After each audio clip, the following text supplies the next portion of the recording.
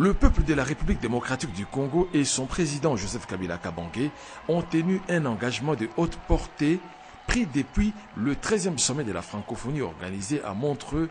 Nous sommes en Suisse. Sur la voie de la révolution de la modernité et sous le leadership de son chef de l'État, la République démocratique du Congo va réunir toutes les ressources humaines, matérielles et financières pour réussir ces paris que beaucoup redoutaient, à savoir la tenue à Kinshasa du 12 au 14 octobre du 14e sommet de pays ayant en commun l'usage de la langue française. D'où la mobilisation à Kinshasa de chefs d'État et de gouvernement ainsi que d'experts du monde francophone à cette grande messe qui a insisté sur le thème « Enjeux environnementaux et économiques face à la gouvernance mondiale ». Au-delà de cette question majeure, les 53 États membres de plein droit tiennent à l'intangibilité des territoires de la République démocratique du Congo et du Mali, car la francophonie est un espace de paix. Parmi les invités de marque qui ont été reçus en date du 12 octobre à l'aéroport international d'Ndjili par le Premier ministre congolais Matata Ponyo Mapon figure le président ivoirien Alassane Ouattara, qui d'ailleurs a apprécié à sa juste valeur l'hospitalité du peuple congolais. Le président centrafricain François Bozizé n'a pas voulu manquer ces grands rendez-vous organisés par son homologue Joseph Kabila Kabange à Kinshasa. Le Premier ministre canadien Stephen Harper a confirmé que la francophonie est un espace de liberté. Et le 13 octobre à 6 heures de Kinshasa, l'appareil français se pose à l'aéroport d'Ndjili. À son bord, le président français François Hollande. Au pied de l'avion, le Premier ministre congolais qui va conduire l'hôte des marques de la République démocratique du Congo. Après quelques heures de discussion, direction Hôtel du Fleuve. Le président Hollande assistera à cette grande messe et plus tard dans la soirée, le président Hollande quittera Kinshasa tout en espérant que la paix va demeurer définitivement dans ces pays qui aspirent à son développement. En marge du sommet de la francophonie, plusieurs activités ont été présidées par le Premier ministre. Il ne sera jamais oublié Patrice Emery Lumumba pour sa lutte en faveur de l'indépendance de l'Afrique noire et plus particulièrement de la République démocratique du Congo. Sa mémoire a une fois de plus été saluée par le président tunisien. Accompagné du Premier ministre congolais Matata Ponyo Mapon, Moussef Marzouki va fouler le sol de la résidence du héros national ce dimanche 14 octobre 2012. Le numéro 1 tunisien sera accueilli par les deux fils Lumumba, François et Patrice. D'abord des explications édifiantes sur cette grande figure de l'histoire congolaise ainsi que les circonstances de son assassinat. Son bureau privé a également attiré l'attention de ses visiteurs de marque. S'en est alors suivi la rencontre avec la veuve Lumumba, Madame Pauline Opango. « Je suis le fils spirituel de Lumumba », a déclaré le président Moussef Marzouki, qui a remis un présent à la veuve. Et à travers cette salutation chaleureuse, le Premier ministre Matata a salué les prouesses et le sens patriotique élevé de celui qui occupa en premier l'hôtel du gouvernement. L'occasion pour le numéro 1 tunisien d'apporter son conseil au chef du gouvernement et de saluer l'icône congolais Patrice Emery Lumumba.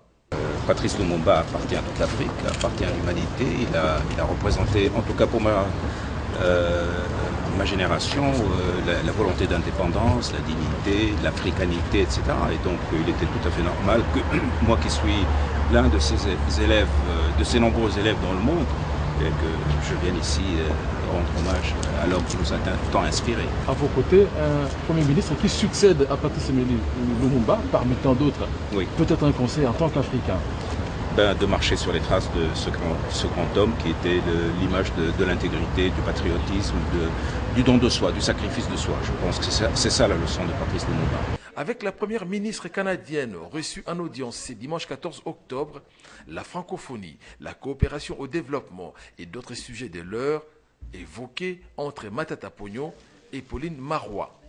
Ce qui m'intéressait en particulier, c'est d'entendre le Premier ministre nous parler des réformes qu'il est en train de mettre en place et qui s'inscrivent dans la perspective de la démocratie, qui s'inscrivent dans la perspective de mieux servir et de mieux répondre aux besoins du peuple congolais. Double audience ce samedi 13 octobre 2012 à l'hôtel du gouvernement. D'abord, le ministre français des Affaires étrangères, Laurent Fabius, reçu par le Premier ministre Matata Ponyo Mapon. La situation à l'est de la République démocratique du Congo, les questions relatives au développement économique et celles liées à la démocratie ont été évoquées en tête-à-tête. Nous avons parlé de comment arrêter l'intervention des forces extérieures à l'est Kivu. Nous avons parlé du développement économique. Nous avons parlé de la coopération entre la France et la RDC et nous avons parlé des pas encore à faire pour la démocratie et j'ai trouvé que le Premier ministre était certainement quelqu'un qui voulait aller dans le bon sens. Un tableau artistique, l'œuvre d'un artiste congolais, a été remis au ministre français des Affaires étrangères par son homologue congolais. L'autre invité à la primature, c'est le vice-président de la Commission européenne. Antonio Tajani reste attaché à la paix et au développement économique de la République démocratique du Congo. Nous voulons développer les affaires et l'entretien était très positif. Nous sommes déjà en train de travailler pour signer, j'espère très tôt, un mémorandum clandestin pour ce qui concerne les relations au niveau industriel, donc une présence plus forte des entreprises européennes chez vous et aussi pour pouvoir d'organiser des joint ventures entre les entreprises congolaises et les entreprises européennes.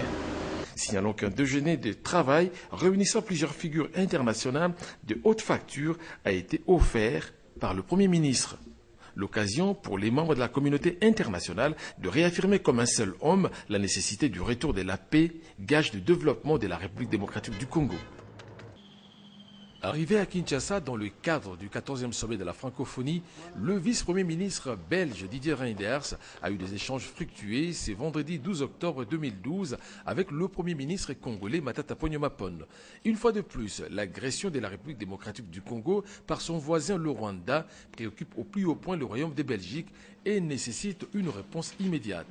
Il faut que la rébellion cesse et donc il faut une condamnation forte. J'espère que le sommet de la francophonie va d'ailleurs pouvoir aller dans ce sens et condamner fermement la rébellion, le M23, ses dirigeants et envisager d'ailleurs des poursuites pour ne pas laisser l'impunité régner à l'égard de ces dirigeants du M23, mais aussi condamner tout soutien extérieur à cette rébellion. Je crois qu'on doit être très ferme sur le sujet. Le chef du gouvernement, sous le leadership du président Kabila, tient au retour de la paix dans l'est du pays. La situation de rétablissement de la paix à l'est du pays constitue pour nous, pour le chef de l'État, pour le gouvernement et pour l'ensemble de la population une priorité des priorités. Et donc nous attendons de ce forum que, en tout cas, cette rébellion qui est considérée pour nous comme une force négative, que cet appui extérieur qui est aujourd'hui reconnu, y compris par la communauté internationale, soit totalement condamné. Didier Reynders reconnaît les efforts fournis par le pays de Joseph Kabila quant à son économie et son développement. Le participant à cette grande messe de pays ayant en commun la langue française pense au développement durable de cette organisation. La question du VIH-Sida, cette pandémie qui ne cesse de décimer des familles entières tout en accélérant la pauvreté, surtout dans le pays du Sud, a largement été passée au peigne fin par le Premier ministre Matata Ponyo et son hôte des marques Michel Sidibé. Le directeur exécutif de l'ONU-Sida pense qu'il y a des défis majeurs à relever. J'étais impressionné parce que le Premier ministre m'a dit que le développement n'était pas possible sans la santé, sans l'éducation.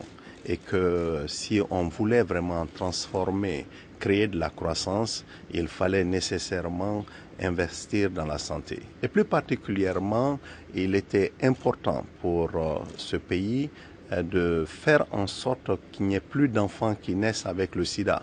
Malheureusement, jusqu'à présent, la couverture est très faible.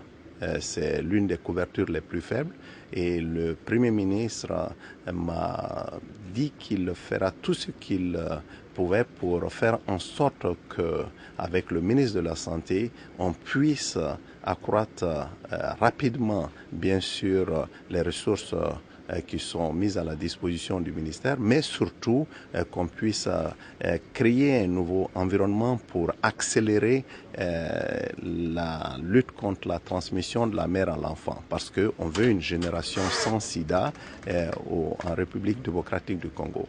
Le gouvernement des missions inscrit parmi ses priorités la lutte contre le sida.